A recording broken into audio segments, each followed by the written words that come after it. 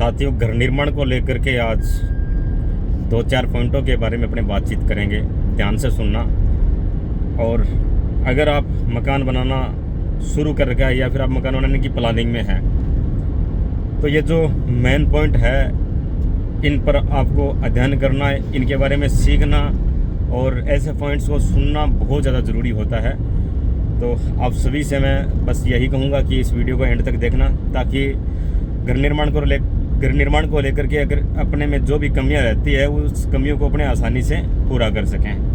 पहली बात यह दोस्तों कि जब हम नक्शा बनवाते हैं तो वो नक्शा है जो घर का एक सही तरीके से एक वास्तुनुसार होना ज़रूरी है कि किस दिशा में किचन, किस दिशा में बाथरूम वगैरह, या फिर अपना मेन बेडरूम है वो किस दिशा में होना चाहिए। ये चीज़ें मेन होती है। उसके बाद चलो नक्शे वाला है वो तो अपने आर्किटेक्ट के माध्यम से करवा लेते हैं, वो हल हो जाता है। लेकिन जो मिस्त्री साथी जो काम करते हैं, उनके द्वारा जो कमियां रहती है उसके बारे में अपने डिस्कस करने वाले हैं। और कुछ कंफ्यूज होते हैं मालिक के कि मैं ये चीज़ कौन सी कंपनी की लगाऊं, क्या लगाऊं, कौन सी चौगाठे लगाऊं। तो इसके बारे में हम बहुत कंफ्यूज रहते हैं। अगर पहला बिंदु अपने ये लेकर के चले, पहला पॉइंट कि चौगाठे कौन सी लगानी चाहिए, इसके बारे में अगर हम बातचीत करना चाहें तो ये मान के चलो कि हर व्यक्ति चौगाठों के बारे में सोचते हुए दिमाग में रखता है कि अगर पत्थर के चौगाठे लगा लूँ तो ठीक रहेगा, या फिर जापानी लगाऊँ, या फिर लकड़ी लगाऊँ, या फिर यूपीवीसी एल्यूमिनियम लगा लूँ। मतलब बहुत सारे कंफ्यूज अपने दिमाग में रहते हैं। लेकिन वो चीज़ें कैसे और कहाँ सेलेक्ट की जाती है, एरिया को देख करके, मतलब कौन सा क्षेत्र है, कहाँ नमक की मात्रा कितनी का है, सोरे की मात्रा कितनी का है, उसी हिसाब से अपने चौगाठों को सिलेक्ट किया जाता है। अगर ज़्यादा सोरे की मात्रा है, जहाँ पर ऐसे मान के चलो कि बहुत कम टाइम के अंदर जापानी चौगाठों में जंग लग जाता है, तो वहाँ पर पत्थर के चौगाठे लगाना उचित रहता है। अगर ऐसे अपने को फील हो रहा है कि दिमक की मात्रा कहीं ज़्यादा होती है, दिमक बहुत ज़्यादा लगती है, अगर दिमक ज़्यादा लग रही है वहाँ पे अपने लकड़ी नहीं लगा सकते। और अगर जहाँ पानी में इतनी कोई नमक की मात्रा ज़्यादा नहीं है, सोरे की मात्रा ज़्यादा नहीं है, तो वहाँ पर विशेष तौर से ध्यान रखना। घर की सेफ्टी और सुंदरता के लिए और मजबूती के लिए आजकल जापानी चौगाठों के अंदर अलग अलग गेज, 20 गेज से लेकर के 14 गेज तक 2 mm तक का माल है जो अपनी मार्केट में आ चुका है।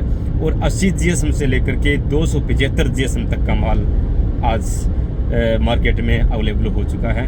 तो वो बात नहीं रही कि पहले की तरह घटिया क्वालिटी आ रही है, बहुत अच्छा ब्रांड आने लग गया है। तो आपको अगर जापानी आप लगा रहे हैं तो आपको कंफ्यूज होने की ज़रूरत नहीं है। अगर ज़्यादा सोरे की मात्रा और नमक की मात्रा नहीं है तो आप आसानी से जापानी लगा सकते हैं। अगर ज़्यादा कहीं ये दिक्कत है कि बहुत ज़्यादा जंग लग रहा है तो आपको फिर पत्थर की चौगाठों में, अब ये भी कंफ्यूज है कि पत्थर की चौगाठों में किस दिशा में जाना चाहिए। जो बिजोलिया का पत्थर है उसमें जाएँ, या फिर अपने बालियासर का पत्थर आता है, केरू का आता है, जोधपुर चौपड़ का पत्थर आता है। बहुत सारी क्वालिटी आती है जिनमें अलग अलग प्रकार की कमियां भी है, अच्छाइयां भी है। तो अपने खुद के काम को लेकर के मैं सही तरीके से मैं आपको राय देना चाहूँगा कि अगर बालियासर का पत्थर है, उसमें एक पत्थर तो ये आता है कि जो पानी बहुत ज़्यादा शोषण करता है, वो आने वाले समय में नीचे से खराब हो जाता है। और एक पत्थर आता है जो बहुत ज़्यादा पानी बिल्कुल शोषण नहीं करता, लेकिन उसके ऊपर की जो चिटके सी है ना, वो उतरेगी आने वाले समय में, तो वो भी दिक्कत रहती है। उसके बाद अगर बिजोलिया के पत्थर की अपनी बात करें तो उसकी हार्डनेस है वो बहुत ज़्यादा मजबूत होती है, बहुत मजबूत होती है। उसमें शायद कहने को लोग कहते हैं कि कलर उस पर नहीं टिक पाता है, कलर की बहुत बड़ी समस्या होती है बिजोलिया के पत्थर में। और जो गिट्टी वगैरह लगाते हैं ना अपने, उसमें होल निकाल के कब्जे लगाते हैं, उसमें भी काफ़ी समस्या देखने को मिलती है। उसके बाद अगर अपने देखें कि केरू के पत्थर में अगर आप देखोगे कि छोटे छोटे दाने से आपको फील होंगे देखने में, और वो पानी भी वो भी शोषण करता है, तो वो पत्थर भी अपने नहीं लगा सकते, उसमें भी दिक्कत आती है। अगर अब उसके बाद अगर अपने पास ऑप्शन बचा, जैसे मान के चलो कि इंचापुर बालाजी मंदिर है, सरदार सर, सारे लोग जानते हैं उसको, उसके अंदर पत्थर लगा हुआ है। तो जोधपुर चौपड़ की खान का जो पत्थर लगा हुआ है, फर्स्ट क्वालिटी वो पत्थर लगा हुआ है, उस पत्थर से वो मंदिर बना है। उसकी आप बारीकियां जा करके आप देखो, उसकी फिनिशिंग जा करके देखो तो आपको बहुत अच्छा लगेगा। तो जोधपुर चौपड़ का पत्थर, उसमें न कभी कब्जे की शिकायत आती है, न वो पानी शोषण करता है, उसकी फुल गारंटी है, कभी ख़राब नहीं होता है। तो इस प्रकार का अगर अपने पत्थर यूज़ करें तो अपने सही दिशा में जा रहे हैं। उसके बाद अगला पॉइंट मैं आपको बताना चाहूँगा, मालिक के ये एक बात दिमाग में रहती है कि अपने कौन सी कंपनी का सरिया यूज़ करना चाहिए। दोस्तों मैं ये कहना चाहूँगा सभी जो भी मालिक है मकान बना रहे हैं सभी को मैं ये कहना चाहूँगा कि दोस्तों आपको सिर्फ और सिर्फ टाटा का सरिया यूज़ करना चाहिए, ताकि आने वाले समय में मकान की मजबूती है जो बनी रहे।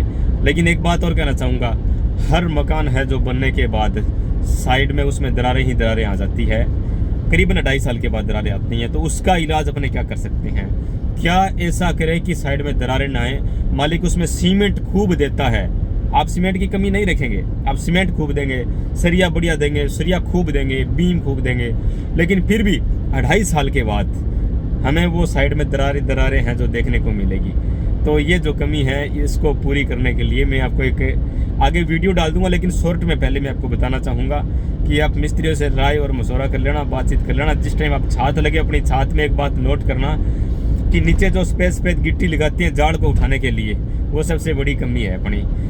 सिर्फ और सिर्फ गिट्टियाँ हैं जो बीम के नीचे लगनी चाहिए, बाकी जाल जितना भी है जो प्लेटें लगी है सेटरिंग वाली, उस प्लेटों से 2 इंच हाइट जाल की उठनी चाहिए, ताकि 2 इंच नीचे मसाला आ सके और 2 इंच है जो अपना सरिया है वो हो जाए, और 2 इंच ऊपर है जो माल ऊपर सरिया की ओर आ जाए, ताकि जो सरिया है जो अगर माल के सेंटर में आ जाएगा तो आने वाले समय में कभी इस प्रकार की दिक्कत नहीं कि जंग लग जाए।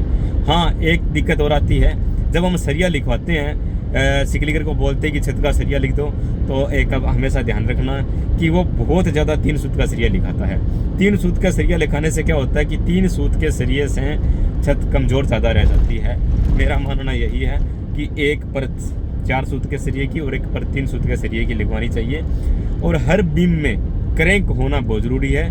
बीम और जाल, कभी सरकारी कामों में इंजीनियर कहते हैं कि बीम और जाल आउटलेप में कट पीस में होना चाहिए, लेकिन ये गलत है दोस्तों। उनकी सोच पहले से ये बनी होती है कि अगर हम कट पीस में लगेंगे, कल को अगर एक छात अपनी झंप ले रही है, अगर वो ख़राब हो रही है तो दूसरे मकान में कोई प्रकार की दिक्कत ना आए, तो वो एक वाली भी क्यों ख़राब हो, हम उसको लेकर चल रहे हैं। और वो किस बात को लेकर चल रहे हैं कि कल को एक छात खराब हो तो दूसरी खराब नहीं होनी चाहिए, वो उस बात को लेकर चल रही है। लेकिन अगर अपने आउटलेट में कोई चीज़ देंगे तो आने वाले समय में उसका रिजल्ट है जो वो हानिकारक होगा, उसका भुगतान हमें करना पड़ेगा। साइड में दरारें आएंगी, मकान फटेगा।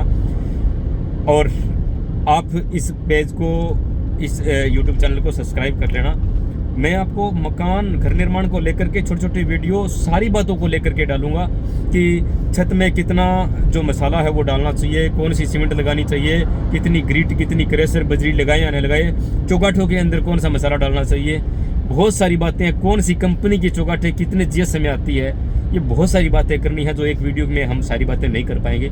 इसलिए निरंतर आपको वीडियो डालता रहूँगा। तो आपसे यही निवेदन है कि वीडियो को शेयर कर देना और पेज को आप सब्सक्राइब कर लेना चैनल को, ताकि हम आने वाले समय में जो भी वीडियो बनाए आप तक पहुँच जाए। Thank you so much. जय हिंद।